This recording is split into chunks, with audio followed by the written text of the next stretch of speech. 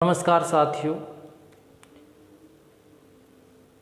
सबसे पहले जो मेरे इस चैनल पर नए हैं चैनल को सब्सक्राइब करें। उसके पास जो बेल आइकन का बटन है उसको प्रेस करें ताकि आने वाले हर वीडियोज़ के नोटिफिकेशन आपको मिलते रहें। ज़्यादा से ज़्यादा शेयर करें और कमेंट बॉक्स में कमेंट करके भी बताएं कि ये वीडियो कैसे लग रहे हैं। अब बात करते हैं समास में अव्ययी भाव समास की। अव्ययी भाव समास है, अव्ययी भाव समास है। यानी इससे पहले हम समास के भेदों तक पढ़ा था कि समास के कितने भेद होते हैं मुख्य रूप से और सामान्य रूप से कितने भेद होते हैं। उसके बाद अगली कड़ी में पहला जो समास है वो लेते हैं अव्ययी भाव, क्योंकि देखो 9th 10th इनके सिलेबस के 10th के सिलेबस के अनुसार 3 समास हैं, अव्ययी भाव, कर्मधारय और द्वंद्व। ठीक है, तो सबसे पहले लेते हैं अव्ययी भाव समास। अब अव्ययी भाव समास जो है इसकी क्या विशेषताएं हैं सबसे पहले वो देखते हैं। तो देखो, प्रायेण, पूर्वय, पदार्थ, प्रधानो, अव्ययी भाव है, ये इसका सूत्र है। प्रायेण, पूर्वय, पदार्थ, प्रधानो, अव्ययी भाव है। अब इसका अर्थ क्या होगा? प्राय, पूर्वय पदार्थ, पूर्वय पद यानी पहला पद।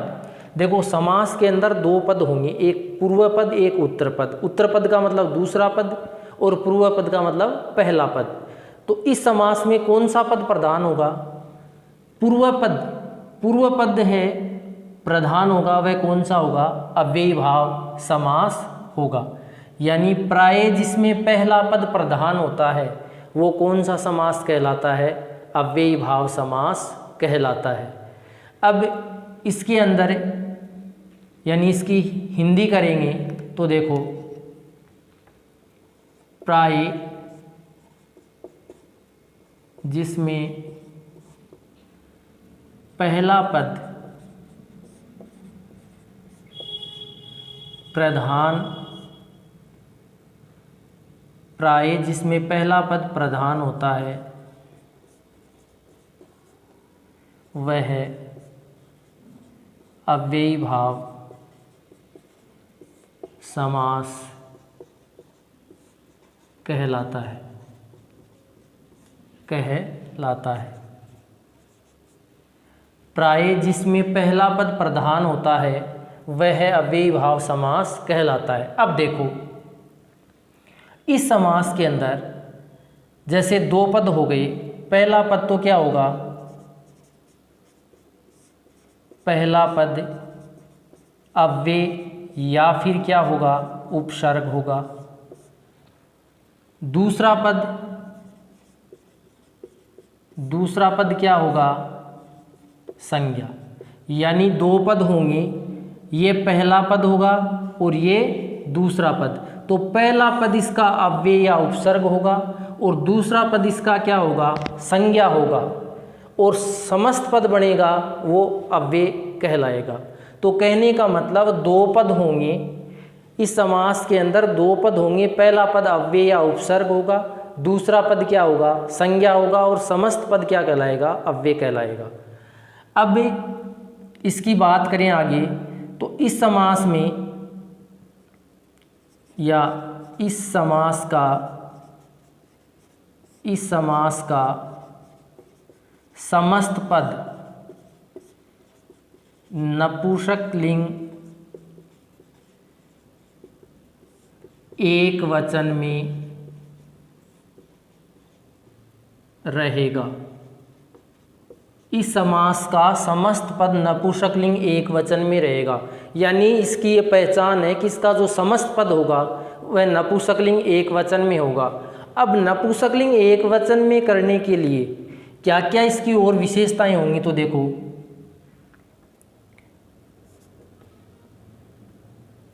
समस्त पद का अंत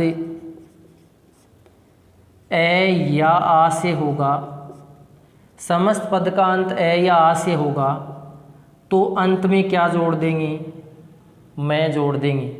ठीक है, ये समस्त पद बनाते समय की बातें हैं। यदि समस्त पद का अंत ई या ई से हुआ तो ह्रस्व ई होगी। अब जैसे इसमें देखें, उपकृषण, ये समस्त पद है। ठीक है, पद का अंत किससे हुआ, ऐसे हुआ, तो इसके अंत में क्या लगा दिया, मैं लगा दिया, क्या बन गया, उपकृषणम। अब ये अव्ययी भाव समास का उदाहरण होगा। इसी प्रकार से समस्त पद का अंत यदि ई या ई से होगा तो ह्रस्व ई करेंगे, छोटी ई करेंगे। जैसे उपवधु, अब देखो वधु में मात्रा क्या आती है, सॉरी, उपगिरी या उपनदी, उपनदी। अब देखो नदी में मात्रा बड़ी आती है, बड़ी आती है ना नदी में, तो अब नदी में मात्रा बड़ी आती है, लेकिन यदि अव्ययी भाव समास का उदाहरण बना रहे हैं तो वहाँ पर इस दीर्घ मात्रा को भी ह्रस्व करेंगे, तब वह नपुंसकलिंग एक वचन में बनेगा। इस तरह बनेगा उपनदी, यानी कोई विसर्ग वगैरह आगे नहीं आएगा। तो जब दीर्घ मात्रा होगी तो भी उसको क्या करेंगे, ह्रस्व करेंगे। अब ये उदाहरण है समस्त पद, ये सही है। इसी प्रकार से यदि समस्त पद का अंत ऊ या ऊ से हो रहा है तो ह्रस्व ऊ करेंगे। जैसे उपवधु, अब वधु में मात्रा बड़ी आती है, वधु का अर्थ होता है बहु, तो बहु में मात्रा बड़ी आती है। ठीक है, एक और ध्यान रखना, स्त्रीलिंग जो शब्द हैं उसमें मात्राएं प्राय बड़ी ही आती हैं, चाहे वधु हो, पत्नी हो, या स्त्री हो, नदी हो, जो स्त्रीलिंग शब्द है प्राय उसमें मात्राएं क्या आएंगी, बड़ी आएंगी। तो वधु जो है यहाँ पर क्या है, ऊ की मात्रा बड़ी है, लेकिन यदि अव्ययी भाव का समास कर रहे हैं तो ये मात्रा भी क्या हो जाएगी, छोटी हो जाएगी, उपवधु बनेगा। अब ये उदाहरण क्या होगा, सही होगा। कहने का मतलब 3 स्थितियां बनेंगी, इसका ध्यान रखना है कि यदि पद का अंत ए या आ से हो रहा तो मैं करेंगे, ई या ई से हो रहा है तो छोटी ई करेंगे, ऊ या ऊ से हो रहा है तो ह्रस्व ऊ करेंगे। यानी यदि अंत छोटी ई से है तो छोटी रह जाएगी, यदि बड़ी से है तो भी उसकी क्या करेंगे, छोटी ही करेंगे। उसी प्रकार ऊ या ऊ से है तो क्या करेंगे, छोटा ऊ करेंगे। तो ये इसकी विशेषता, इसको ध्यान रखना है। कब की बात है ये, समस्त पद बनाएंगे तब ये ध्यान रखना है कि समस्त पद इस समास का समस्त पद नपुंसकलिंग एक वचन में रहेगा और समस्त पदों का अंत इस प्रकार से होगा। यानी ये समस्त पद हैं, इनके अंत में यदि ये स्थिति बनेगी तो इस प्रकार से ये बनेगा समास अव्ययी भाव। और यही 3 बनेंगी कि ए या आ आएगा, या तो या ई या ये आएगा, या ऊ आएगा अंत में। तो यदि ह्रस्व है तो ह्रस्व रह जाएगा, लेकिन यदि दीर्घ है तो उसका ह्रस्व करना होगा। और यदि ई या ई, ऊ या ऊ नहीं है, यदि ए या आ है तो फिर अंत में क्या जोड़ेंगे, मैं। अब इससे क्या समझ में आ रहा है कि विसर्ग इसमें कहीं नहीं आएगा, इस समास में समस्त पद में विसर्ग नहीं आएगा। ठीक है, तो ये हो गया समस्त पद की बात। अब देखो इसके बाद में अगला देखें तो इसका यदि विग्रह करें तो किन बातों का ध्यान रखेंगे, इस समास का विग्रह करेंगे तो किन बातों का ध्यान रखेंगे। तो देखो विग्रह करते समय, विग्रह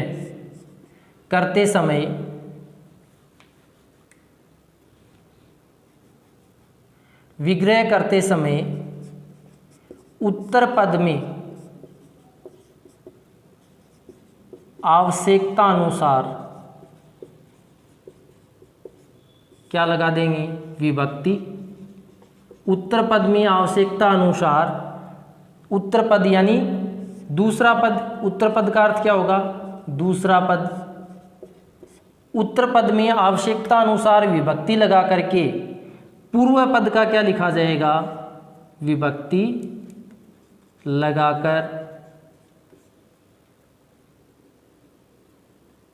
पूर्व पद का अर्थ लिखा जाएगा, अर्थ लिखा जाएगा।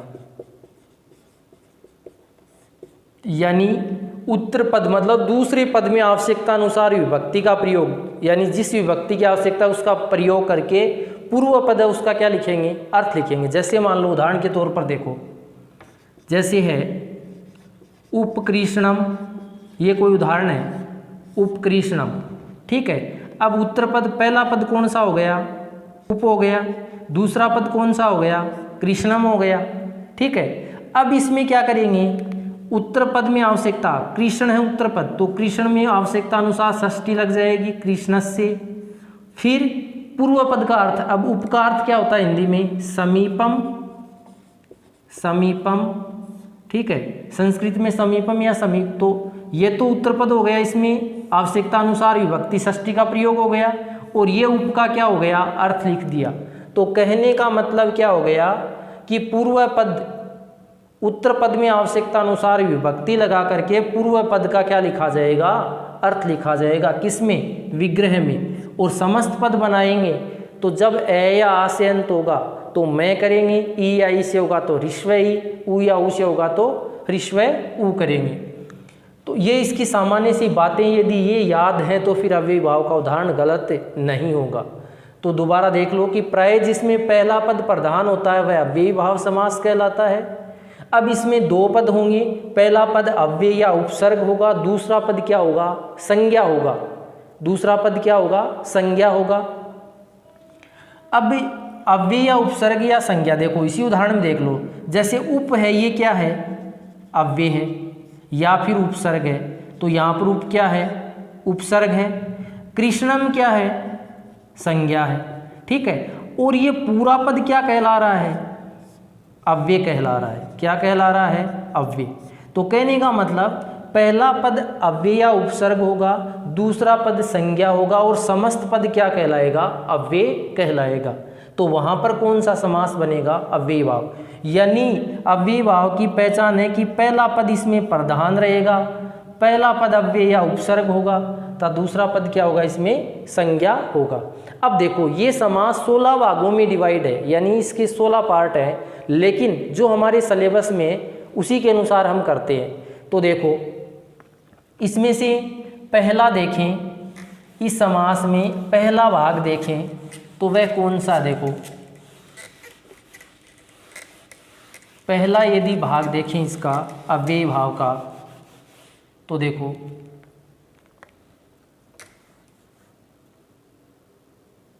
उप लेते हैं, उप जिसका अर्थ क्या होता है, समीपम, ठीक है। अब देखो यदि समस्त पद में उप आ रहा है, समस्त पद में यदि उप है, समस्त पद में क्या आए, उप आए, विग्रह किस प्रकार से कर देंगे, विग्रह में प्रथम पद में षष्ठी विभक्ति प्लस समीपम जोड़ देंगे, ठीक है। तो विग्रह हो जाएगा। यानी समस्त पद की पहचान कर लो, यदि उप आ रहा है तो विग्रह कैसे करेंगे, प्रथम पद में षष्ठी विभक्ति, ठीक है। अब षष्ठी विभक्ति भी कौन सी हो जाएगी, इसमें षष्ठी विभक्ति एक वचन, षष्ठी विभक्ति एक वचन प्लस क्या जोड़ देंगे, समीपम जोड़ देंगे, तो इसका विग्रह हो जाएगा। जैसे उदाहरण देखो, उपकृष्णम, उपकृष्णम। अब देखो ये समस्त पद है, ऐसे अंत हो रहा है तो अंत में मैं जोड़ दिया। अब इसका विग्रह करेंगे तो देखो ये पद तो प्रथम पद है, ये कौन सा है, दूसरा पद है, ये अव्यय या उपसर्ग है, ये क्या है, संज्ञा है। अब विग्रह करेंगे तो प्रथम पद में षष्ठी, तो कृष्णस्य, आगे क्या जोड़ देंगे, इसका अर्थ ये समीपम, कृष्णस्य समीपम, ये विग्रह हो गया। इसी प्रकार से आगे देखें, उप नदी। अब नदी बड़ी मात्रा आती है लेकिन समस्त पद में ह्रस्व हो जाएगी। अब नदी का करेंगे तो नदी की षष्ठी नद्या है, समीपम, नदी के समीप। ठीक है, इसी प्रकार से उपगुरु, अब ऊ से अंत हो रहा, छोटा है तो छोटा ही रह जाएगा, तो क्या बन जाएगा, गुरो है, गुरु से षष्ठी, गुरो है समीपम, गुरु के समीप।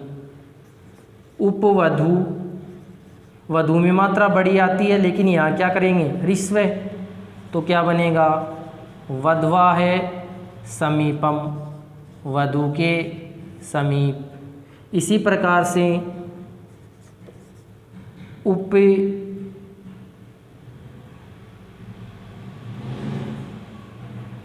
उपगिरी, उपगिरी, तो गिरी की षष्ठी क्या बनेगी, गिरे है, गिरे है समीपम, पर्वत के समीप। नु, नु का अर्थ होता है नाव, तो नु से षष्ठी बनेगी, नो है समीपम, नाव के समीप। ठीक है, इसी प्रकार से गु, तो गु से गो है समीपम, यानी गाय के समीप। तो कहने का मतलब क्या हुआ, ये समस्त पद हैं, यानी ये समस्त पद हैं, समस्त पद, और ये विग्रह पद है। ठीक है, तो समस्त पद में यदि उपसर्ग दिखाई दे तो वहाँ निश्चित कौन सा हो जाएगा, अव्ययी भाव होगा। और विग्रह किस तरह से होगा कि प्रथम पद में तो कौन सी कर देंगे, षष्ठी विभक्ति एक वचन, और आगे क्या लगा देंगे, समीपम, तो उसका विग्रह हो जाएगा। तो उपकृष्णम है तो कृष्ण से समीपम, उपनदी है, नद्या है समीपम, उपगुरु, गुरु है समीपम, यानी ये षष्ठी, यानी शब्द रूप इसीलिए याद होने चाहिए कि अब यहाँ शब्द रूपों की बहुत ज़रूरत पड़ेगी कि षष्ठी में शब्द रूप याद हो गया तभी ये सही होगा। जैसे कृष्ण की षष्ठी क्या होती है, नदी की क्या होती है, गुरु की क्या होती है, वधु की क्या होती है, गिरी की क्या होती है, तो इनमें षष्ठी विभक्ति के जो रूप हैं वो याद होंगे तभी ये समास कर पाएंगे। तो ये पहला है उप, तो उपसर्ग जो है, उपसर्ग का अर्थ समीपम होगा, और इसके समस्त पद में यदि उप होगा तो विग्रह पद में प्रथम पद में षष्ठी विभक्ति एक वचन प्लस क्या कर देंगे, समीपम कर देंगे, तो इसका क्या हो जाएगा, विग्रह हो जाएगा। तो अव्ययी भाव समास जो है इसमें ये पहला पार्ट ही है उप, उसके आगे के जो हैं वो हम अगले वीडियो में पढ़ेंगे।